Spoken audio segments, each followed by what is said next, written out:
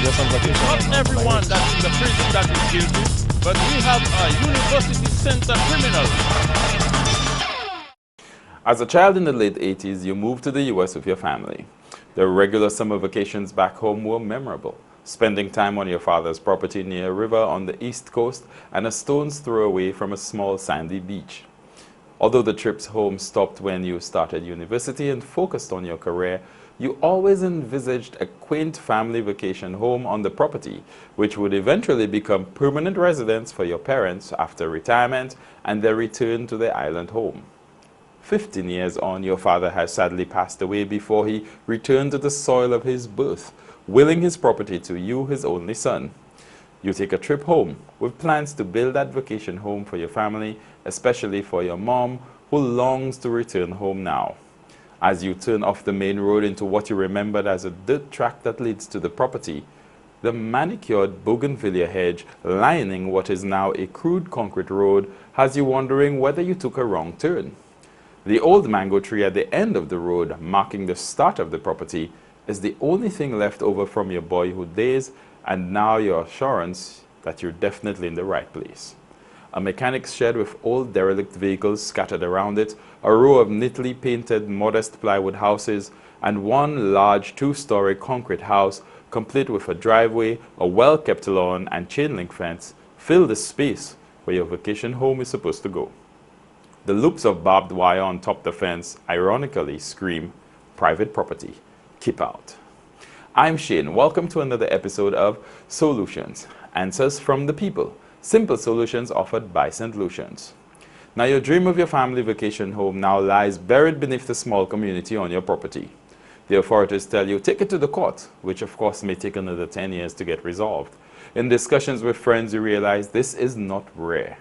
Squatters defiantly occupy private and crown lands to graze animals, cut down trees to make building materials and charcoal, establish farms, and build houses. What happens when the owners of the land are ready to use their property? We ask the people, what is your solution to deal with the issues facing long-time squatters on private property and crown lands? Let's hit the streets and hear what the people had to say. To be investigated thoroughly. And then there, of course, I think there is a statute of limitations as far as time is concerned. So if you don't follow the rules, well, that's it. So these people who have been squatting, long before the landlords, the new laws governing land came into force. To get them out is a problem. Well, of course, there is a solution to those who are just coming in. There's a solution to stop them. Previous governments never try and stop it, so it has accelerated, and it's definitely too late.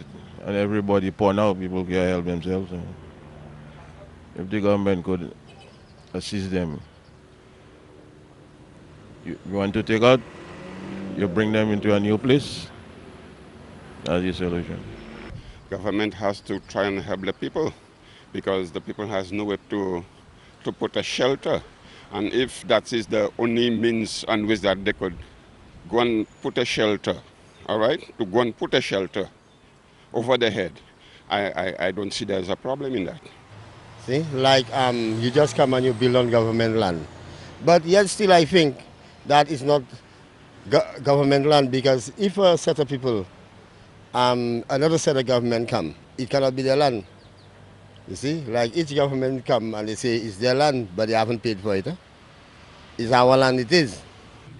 Well, simply, what I'd suggest to the government is that they look at a particular area where they believe they could feasibly develop at a cost which would be reasonable, and put these people there. And give the people notices and things of that nature and put them there. Or if it's on lands which they believe they could sell and the people might be properly located there, offer them to buy it. Either way, you know. But it's not, it's you know, in St. Lucia, we look at things like a big problem. Things are very simple. There's a logical way to handle a lot of our problems which we face, but I don't think they use a common sense approach. And one would believe that we have a lot of people who have doctorates and things like that, and they do not use a common sense approach. So I think they need to go down to earth, touch reality, and look at the problems and solve them in a logical manner and use a common sense approach. Tout le monde va me cailler ou les terres qui passent à ou. C'est mon accueil ou là. Ou dans moi, ini c'est pour ces jours ça. Ini mon qui gouverne tes gouvernement. Yo ka fan tes gouvernement cher. Combien $1000 de gouvernement ka fan placement à 50 cents a square feet. Si tout ou résident là. Si pas résident là ka fan $1 square feet. Ini mon ka fan placement ba ou. Ale $3000 placement c'est ça gouvernement. C'est ça qui pas bon. Government should put something in place that if you go there and they give you a place, a paper that you know you can say as it list it for you. You understand? So you can't build a wall house, but you can build a wooden house on it. Well, these people are supposed to help themselves now because the land didn't belong to you and you knew that in the first place. So why build there now you have a problem to move? In my belief, I believe that being that the people have been living there for years, it would not be wise to try and stop the people or evacuate them. I mean, that is inhuman. I mean, you would find government would have to come to an arrangement with the people and say, hey, let's put something in place. I could rent you the land. If you could afford to buy it, because you've been living there for years, where would the people go? And they have families, and these families are very big usually. What would you be doing to your country now? And we say we're helping the country. So I would think that they could come to a common grounds and arrange something. Well, they have to try effort for them to move on the land because the land is not theirs. Well, I think the government should just allow them to stay because since they've been there for so long, just try to help out the situation, like tell them, well, try to pay half of the money and just leave them there. Well, what I would say is like they should move to the same thing they have back up in the States. Like people, like the government will definitely get some housing for the people, you know, pay for the housing just like France and the United Kingdom and just do it like that. And definitely they will have some housing for the people, and the people there'll be no reason for anybody to go and squat for land and stuff like that. Well, if they're already on the land, I think they should collect a certain amount of money. Like those that living on the land, if it's $1,000 every month, try and do something so that they could get a little money. Government should help the people because some of the people VAT come there and problem not bring for people, so they should at least give us a little land for us to make a little house for ourselves. Check it, my lady, because people suffering. Honestly, I don't think that was a solution to that. The reason I would say that, no matter what, everybody needs somewhere to stay, and wherever they get, they'll just take it, despite they have laws against that. Well, that's the thing. They can't stop that, no matter what they do. These were just some of the answers from the people. We'll take a break now. When we come back, more solutions.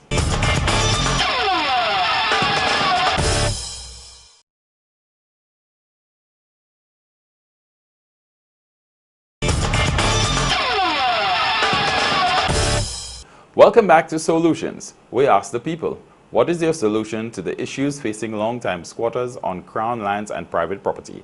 Let's get some more solutions. Well, it's always wise to let them know that when you find spots like this and it don't belong to you, you first of all don't build.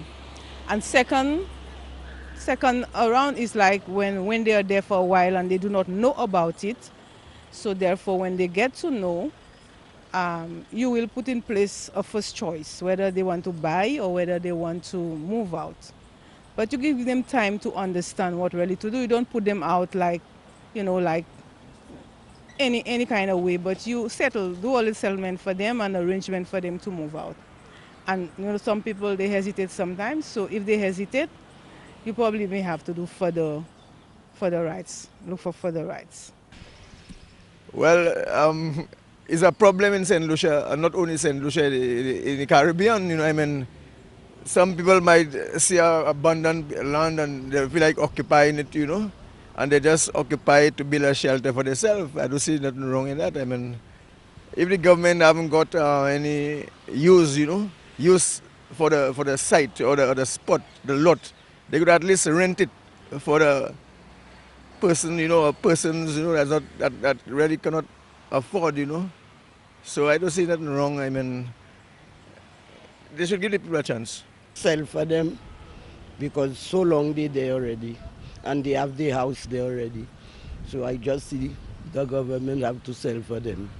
Well, in order to prevent persons from squatting period, whether it is Crown lands or others, is to look at the whole issue of our land titling situation. Well, what you do have is, in our laws, you have persons, we have a situation in St. Lucia where most of our lands are family-owned lands, and it provides difficulty for any individual to put a unit on it. I think the biggest solution for us is to see how we can rationalize that the land ownership issue. Because a lot of persons, when you talk to them, they have relatives with lands. It's just that it's all commingled, and consequently they cannot put their house where they're supposed to have it, and they just squat. So if as a country we deal with that, then persons would have an opportunity to be able to buy and sell a piece of land much more freely. Those persons who squat on Crown lands, the solution is to remove them. But I must say that there is a tendency in St. Lucia, which is very evident, that people have no respect for private property. People enter people's lands, build houses, they build chattel houses, meaning wooden houses, and then eventually, if you give them a chance, you say nothing, they will build a wall house.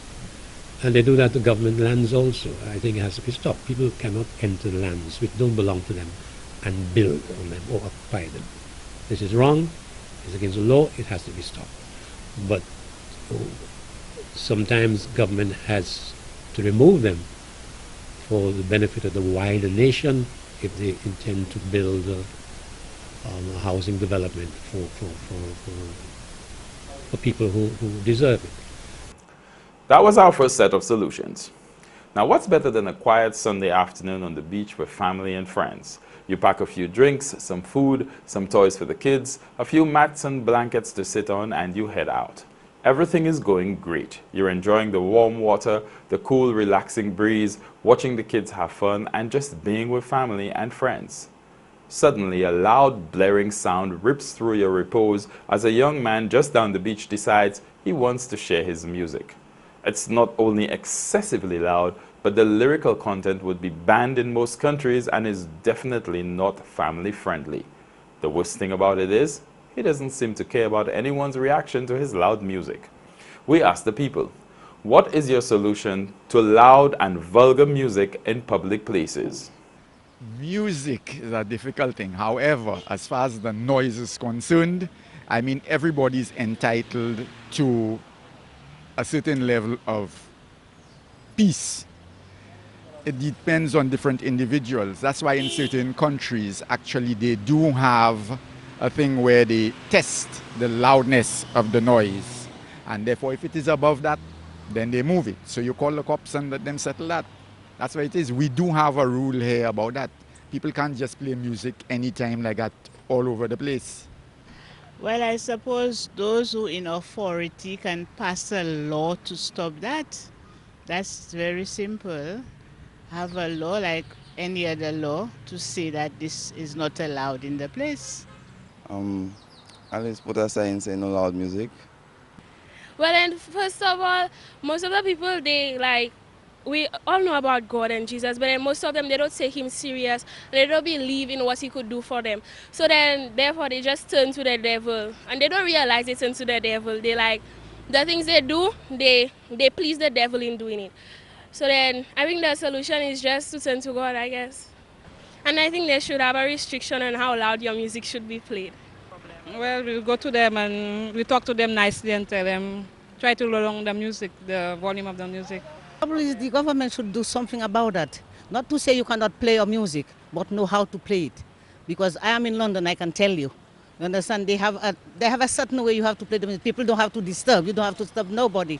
But until they do that, it will still go on. And there's nothing anybody can do until the government do something about it. You go to the station, you go to the police, but to me they doesn't do anything. The people still continue. They said they have the right to play the music. So yeah, there should be solution because the government have to take charge of that if it is disturbing the peace. Well, basically, I think that they should have a law that is set out to stop the vulgar music. And maybe if you want to play it, not to play it so loud at your homes, like you can play it, but not so loud for everybody who's passing to hear. I think people need to have more respect for the people around them, and especially where there's children around at the beach, you hear all kinds of expletives in the music, in the songs, and I think they need to have more respect for the families that are at the beach, and be more considerate. So they can play their music. I mean, yeah, the music is loud and sometimes very annoying. But I think people have, I don't know what the laws are on it. People, I guess they have their rights. But be more considerate to families and children around who are hearing all of these words and so on in the music. That should be more considered. And the government should do something about it. Even on buses, carrying school children, you're not supposed to be hearing these kind of words. And the children are picking these things up. The government should do something about it. To me, the loud music in the area, like certain times, like if you're in a peace, quiet places and then like some guys passing the loud music, there is nothing you could do about it. The only thing you could do is probably let's tell a person low down on the music, or not, just call the police or whoever to in charge to see if the person could break it down. That's the only thing. But in terms of quarreling or fighting, there's nothing you could do about it. We just have to come together and just like live in peace and unite with one another. Well, I should think you'll have to pass a law, make the police enforce it, and also put it on your TV programs every day because it is annoying. And not just in public places, sometimes on the buses, And I noticed they never play anything Christian. More solutions coming up after this break. Stay with us, we'll be right back.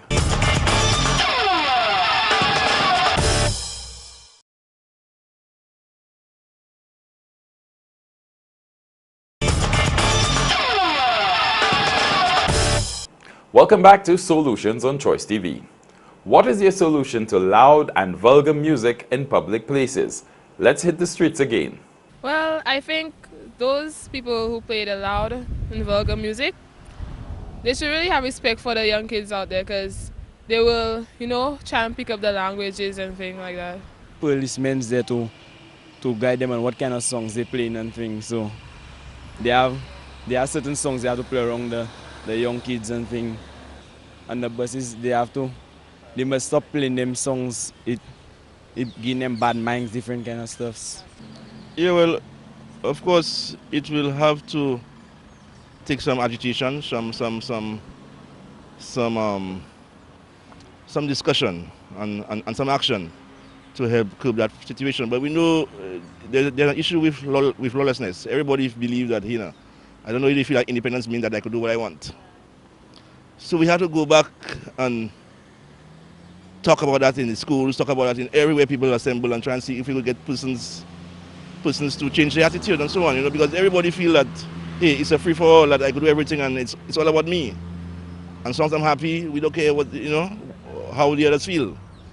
So it's a total lack of breakdown in discipline throughout the society that makes everybody, not only loud music on the beach, but there are other areas where you see people just want to do what they are. Even in driving, people want to cross the road when they want. So it's a whole breakdown of discipline, and I'm just hoping that we could meet and discuss, and persons have a change of heart and a change in attitude. Loud and vulgar music in public places. This is a perennial problem. It's ingrained in our society. We are street theater people, and that's how we are. But it doesn't mean it's right. It's we used to block overs. It stems from that kind of culture. To legislate against that, it seems very difficult. The cases I have done in nuisance where the claimant has brought a case against the neighbor because of loud music at unsociable hours. The court has said, look here, you've got to turn on your music. but has never made a definitive ruling. According to the Civil Code of St. Lucia, Revised Laws of St. Lucia 2006, Chapter 4.01, Clause 2047, prescription is a means of acquiring property or being discharged from an obligation by lapse of time and subject to conditions established by law. The first part of the definition relates to immovable property or land, which is the focus of our discussion today, and refers to a right to use the property of another for a specified period of time under open, continuous, exclusive, peaceful, lengthy period of time without any lawful interruption. This is basically what squatters do. And as in our opening, a landowner living overseas for a long time may return home to find their land has become a thriving community and protected by the law. Now, the issue of loud and vulgar music can be covered under two sections of the St. Lucia Criminal Code, Act 9 of 2004, in force as of 1st January 2005. Section 531, unseemly noise in public. A person who in any public place willfully or wantonly makes or causes to be made any loud or unseemly noise whatsoever is liable on summary conviction to a fine of $1,000. Section 550. Now this one is more specific to loudspeakers and musical instruments. 1. A person without reasonable excuse, proof of which lies on him or her, A. in any public place, B. in or in connection with any business or other to which the public is admitted, C. in any premises, or D. in any vehicle by operating or allowing to be operated any musical instrument, speaker, or amplifier causes or allows to be made any loud and continuous sound or noise is liable on summary conviction to a fine of $1,000 or to imprisonment for 6 months. Now, we won't even look at the sections relating to profane language, since under these two sections alone, you just can't play music so loudly on the beach, unless you have a license for a public event which must be obtained from the police. The laws are clearly there to protect citizens, but the age-old question raises its ugly head. Who will enforce it? I call for rangers or police patrol on public beaches to protect the citizens of this country, not just for the visitors. We want to enjoy the beach too. That's it for Solutions. Remember to look out for the Choice TV crew for your chance to give your solution to the country. Now, if you have a burning question you want to ask the people, we can do that too. Send us an email with your hot burning issue at solution@choice39.tv. That's SOLUCIAN @choice39.tv. Join us again next week for more Solutions. So much to family. I work on a cruise ship. Not everyone that's in the prison that is guilty, but we have a university center criminal.